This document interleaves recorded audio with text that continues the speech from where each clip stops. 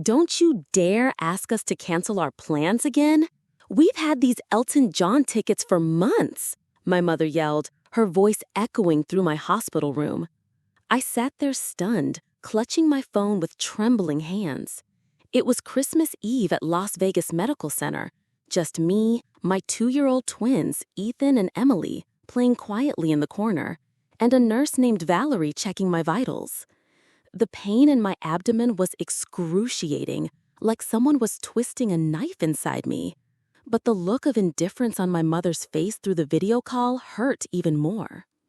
My name is Natasha Wilson. I'm 33 years old, and for as long as I can remember, I've been the afterthought in my own family.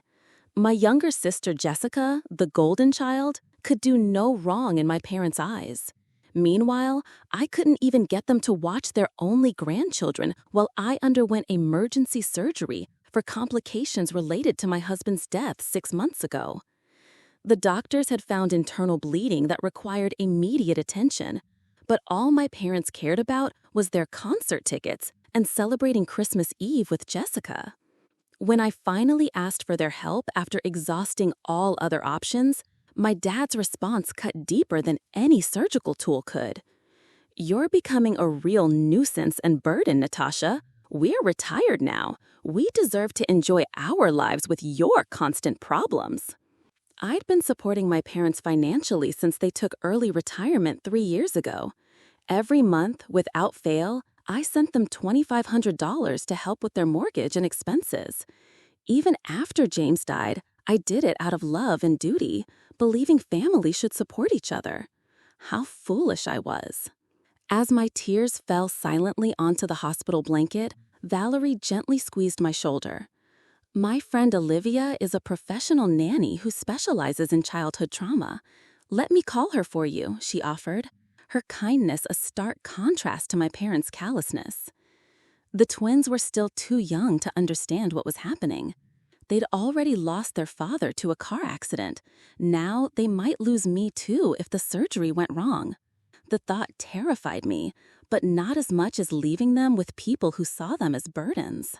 In that moment, with pain searing through my body and disappointment crushing my heart, I made my decision. "Yes, please call her," I told Valerie. And with those words, I began cutting the poisonous ties to the people who had raised me but never truly loved me. As I hung up the phone, a wave of memories washed over me.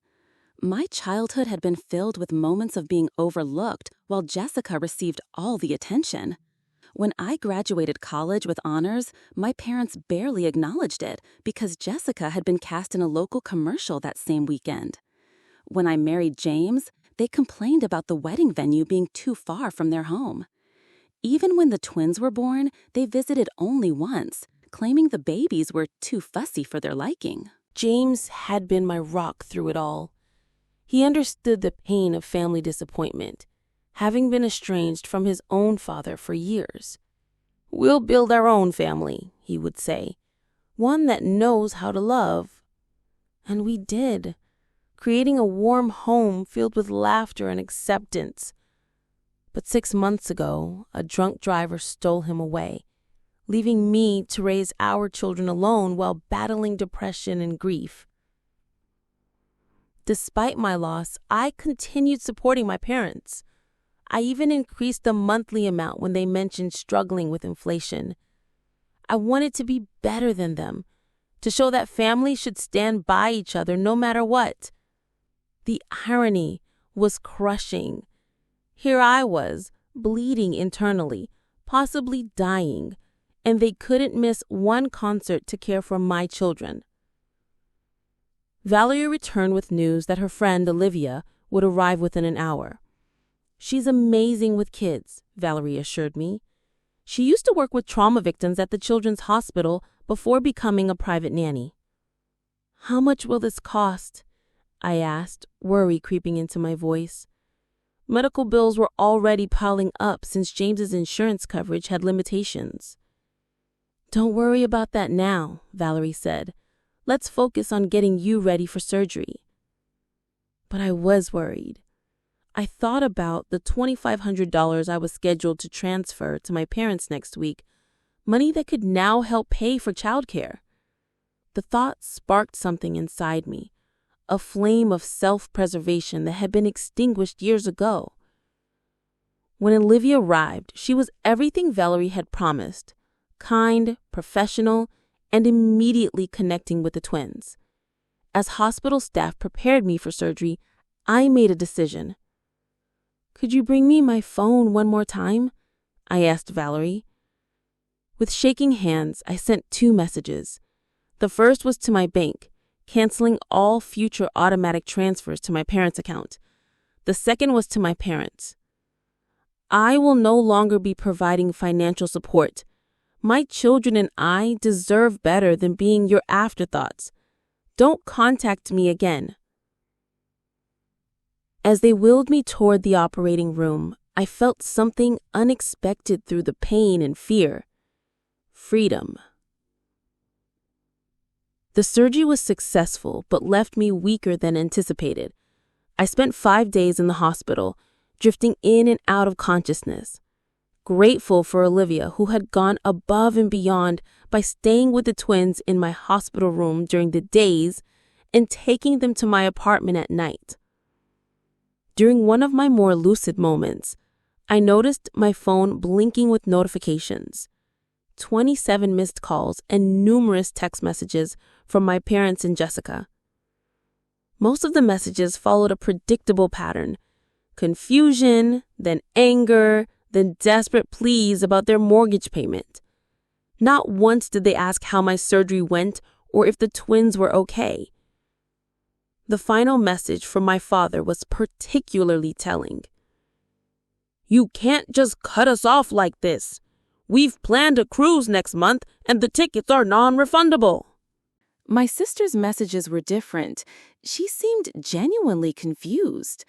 "Mom and Dad just told me you were having some minor procedure. What's going on? Why are they freaking out about money?" It dawned on me that my parents had lied to Jessica about the severity of my situation to justify their choice of concert over grandchildren. I decided to tell her the truth, sending her the full story while still groggy from medication. Her response came quickly. "Oh my God, Natasha, I had no idea it was an emergency surgery. They told me you were just being dramatic about a routine checkup. I would have watched the twins if I'd known. I'm so sorry." I believed her. Jessica wasn't cruel. She had just been raised in an environment where she was taught that her needs came first. Perhaps this revelation would help her see our parents for who they truly were. By the time I was discharged, I had made several decisions. First, I hired Olivia part-time to help with the twins during my recovery. Second, I contacted a lawyer to draft a will designating a trusted friend as the twins' guardian should anything happen to me, certainly not my parents. Third, I blocked my parents' numbers, allowing only Jessica limited contact as I assessed her sincerity. The financial implications of my decision were significant. The $2,500 monthly payment I'd been making to my parents represented nearly a third of my income as a graphic designer. Without that burden, I could actually afford proper childcare and maybe even start rebuilding the emergency fund that had been depleted after James's death. That night, as I lay in my own bed with the twins sleeping in their room across the hall, I felt a complex mix of emotions.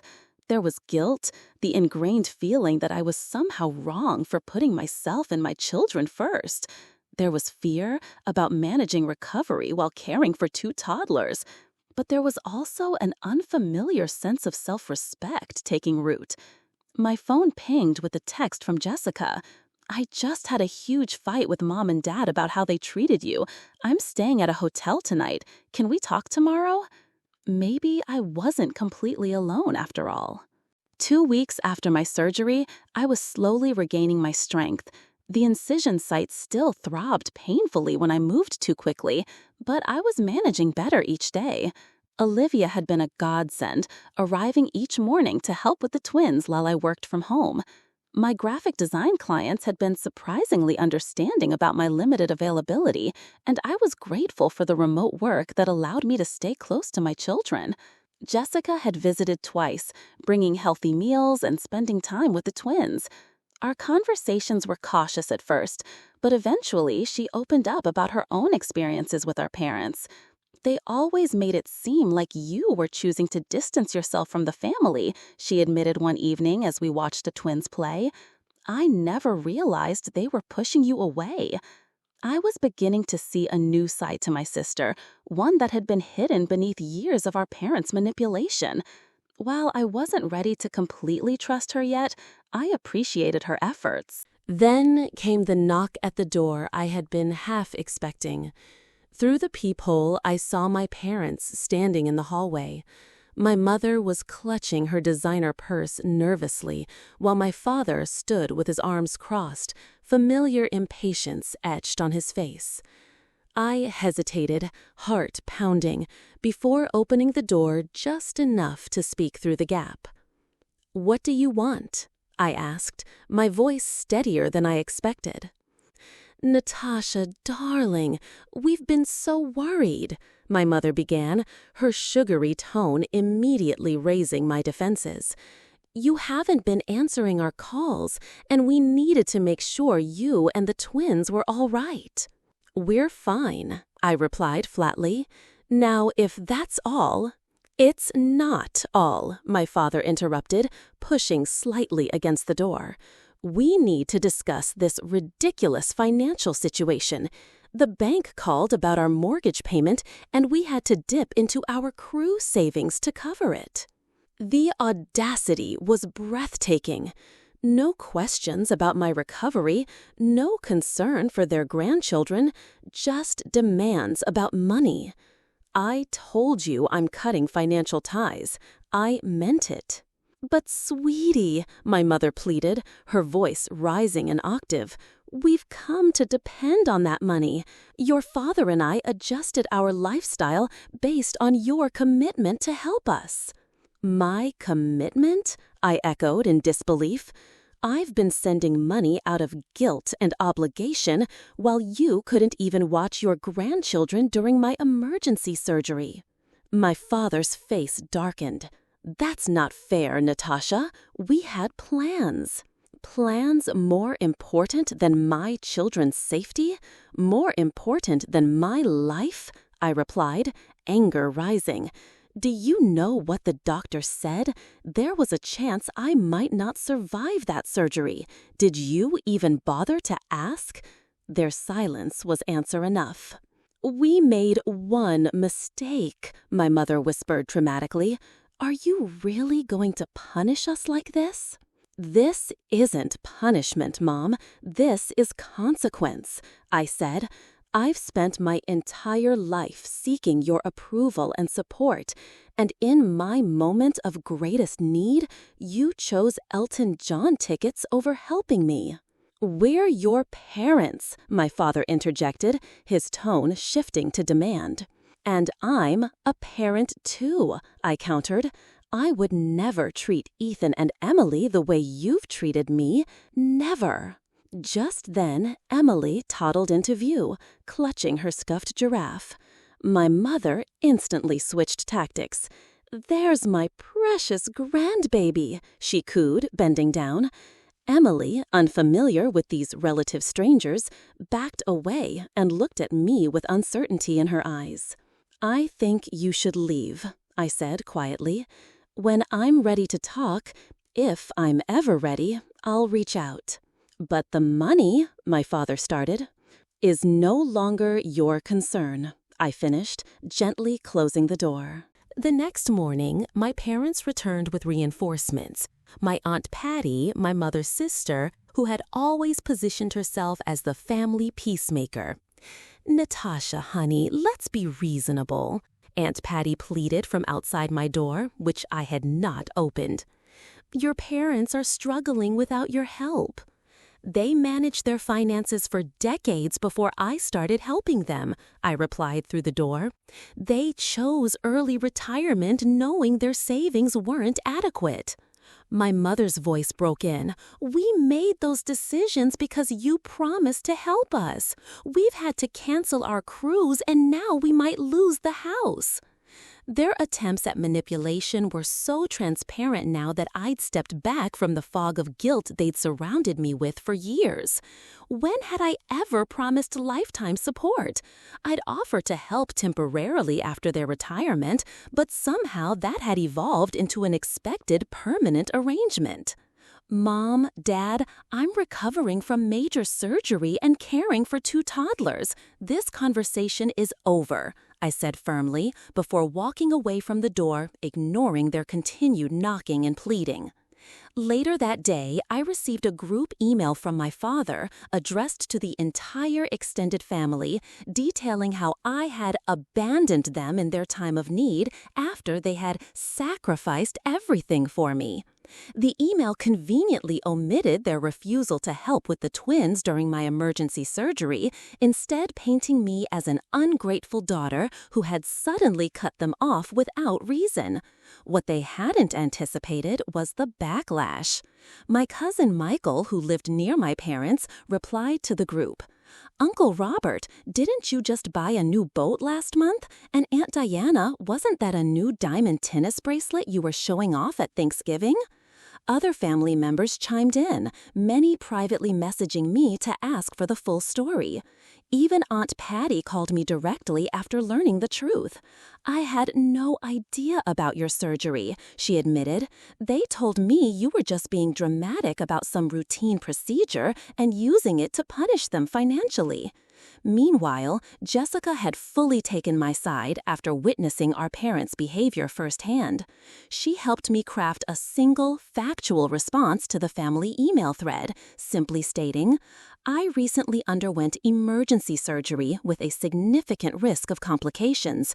My parents refused to watch my children during this time because they had concert tickets. I am now focusing on my recovery and caring for my twins without additional stress."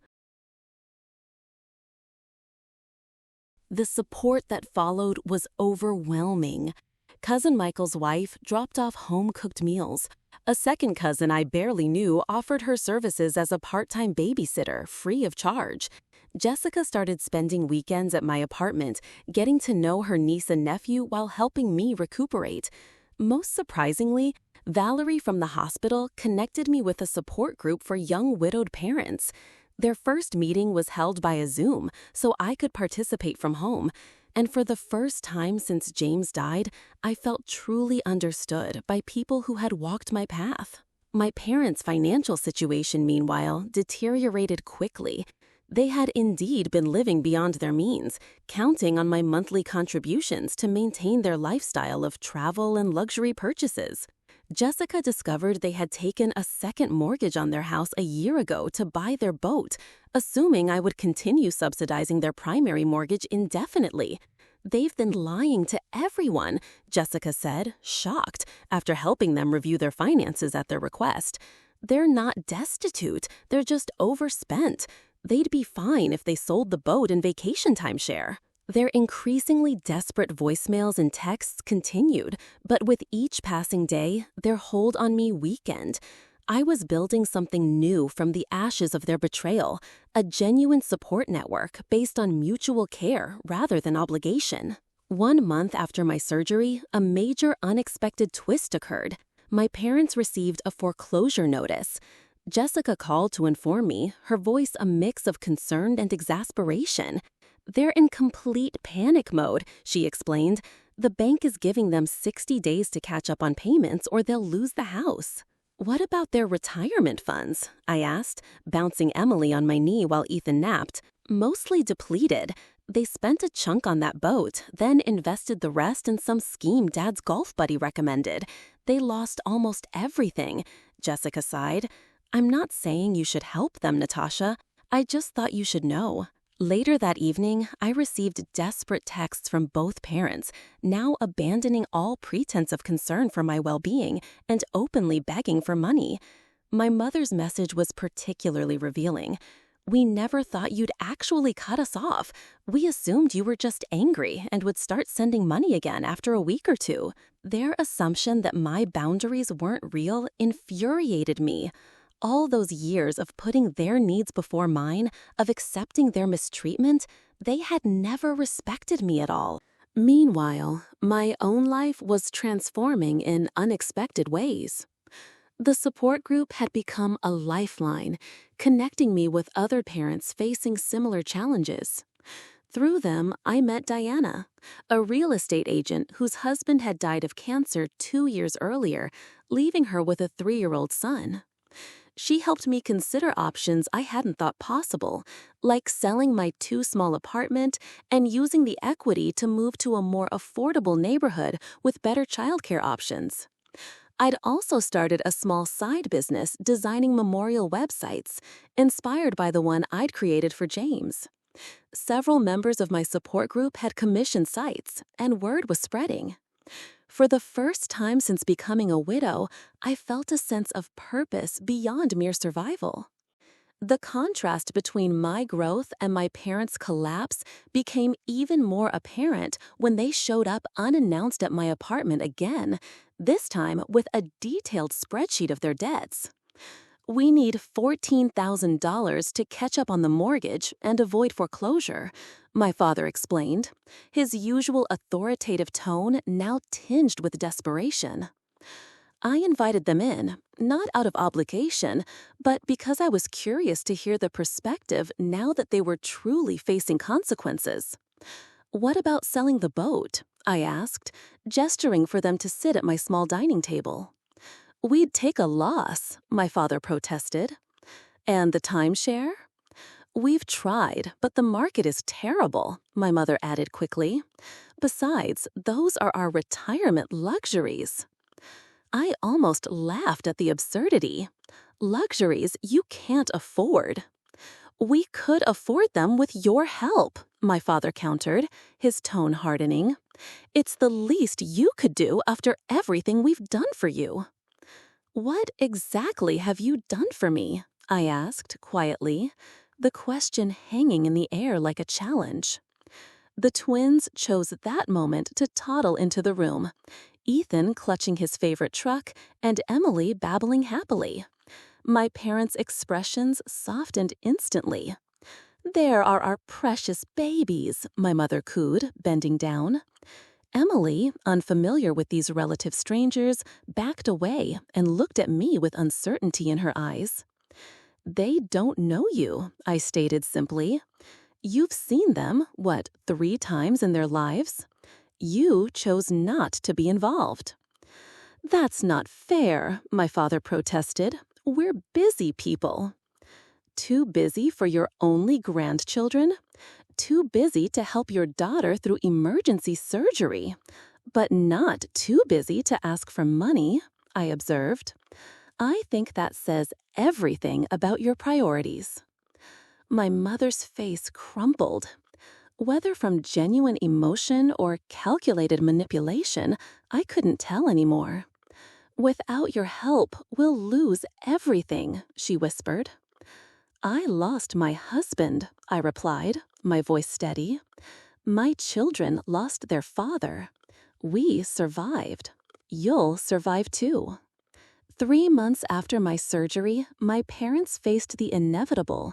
They were forced to sell their house to avoid foreclosure. Jessica kept me updated on their situation, though I maintained my distance. They had managed to find a modest condo, significantly downsizing from their 4,000-square-foot lakefront property. My father had reluctantly sold his boat at a loss, and they had finally unloaded the timeshare for a fraction of what they'd paid. "They're actually blaming you for their financial problems in front of everyone," Jessica informed me during one of her weekly visits. "It's bizarre to watch. They tell anyone who'll listen that you abandoned them after promising lifelong support." "Let them talk," I replied, feeling surprisingly unbothered. "The truth speaks for itself." And it did. My extended family had largely rallied around me after learning the full story. Even my father's sister, who had always taken his side in family disputes, called to express her support after hearing about their refusal to help during my surgery. Meanwhile, my own situation had improved dramatically. Diana from my support group had helped me find and purchase a small 3-bedroom house in a family-friendly neighborhood. The mortgage payments were actually less than my apartment rent had been, and the twins had a backyard to play in for the first time in their lives. My side business designing memorial websites had grown enough that I could reduce my graphic design clients and focus on work that felt meaningful. Olivia still helped with childcare 3 days a week, but I'd adjusted my schedule to maximize time with Ethan and Emily. Most importantly, I'd found a community. Neighbors brought casseroles when we moved in, the support group organized playdates. Jessica had become a genuine sister rather than a competitor for our parents' affection. Even Valerie from the hospital occasionally stopped by with her children. I had lost my husband and cut ties with my parents, yet somehow I felt less alone than ever before. 6 months after my surgery, I received a letter, an actual handwritten letter from my mother. I almost threw it away unopened, but curiosity won out. Inside was something I'd never seen before, a genuine apology. "I've had time to reflect on my behavior," she wrote. "Watching you build a life without our help has forced me to confront some painful truths about myself as a mother. I was jealous of your independence, your resilience. I resented that you didn't seem to need me the way I needed my own mother. But now I see that you did need me, just not in the ways I wanted to be needed. When you asked us to care for the twins during your surgery, you were reaching out, and we failed you completely. I'm deeply sorry." The letter continued, explaining how they had completely restructured their finances. My father had taken a part-time job at a local hardware store. They had sold most of their luxury items and were living modestly for the first time in decades. She didn't ask for money or even forgiveness, just acknowledgement of her apology. I showed the letter to Jessica, who was skeptical. "They've been talking about writing to you for weeks. Dad was against it at first, but I think he's starting to see things differently too, especially after his heart scare last month." "Heart scare?" I asked, concerned despite myself. "Just high blood pressure and chest pains, but it scared him. He's on medication now and actually following doctor's orders," Jessica explained. "I think facing mortality has humbled him a bit." I wasn't ready to respond to the letter immediately. I needed time to process my feelings. Was this genuine remorse or another manipulation tactic? Had they truly changed, or were they simply adapting their strategy? That night, I looked at old family photos for the first time since cutting ties. Behind the smiling faces, I saw patterns I'd been blind to before. My parents had always been performers, playing the role of perfect parents while serving their own needs first. A year after my surgery, I finally agreed to meet my parents at a neutral location, a quiet cafe near my new home.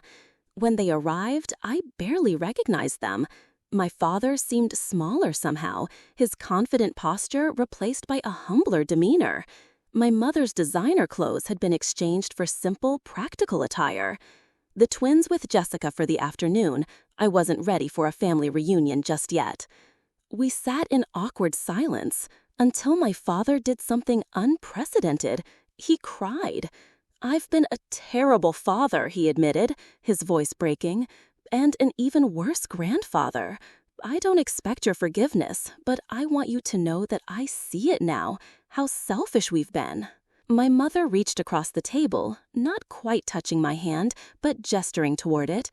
"We've spent months in family therapy," she explained. "It was Jessica's idea, and we resisted at first, but it's been transformative." I didn't rush to forgive them or make promises I couldn't keep. Instead, I shared pictures of the twins and told them about our new life. They listened without interrupting, without making it about themselves, perhaps for the first time ever.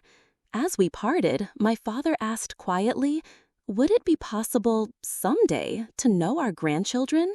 I considered this carefully before answering. That depends on your actions, not your words. If you're genuinely committed to change, we can start with short, supervised visits. But understand this, my children will only have relationships with people who respect their mother. Walking away from that meeting, I felt neither the crushing weight of obligation nor the burning resentment that had defined our relationship for so long. Instead, I felt something new, the calm assurance of a woman who knew her worth, who had created boundaries and would enforce them without apology. Whether my parents could truly change remained to be seen, but I had already transformed from a daughter desperate for approval into a mother fierce in her protection and clear in her expectations.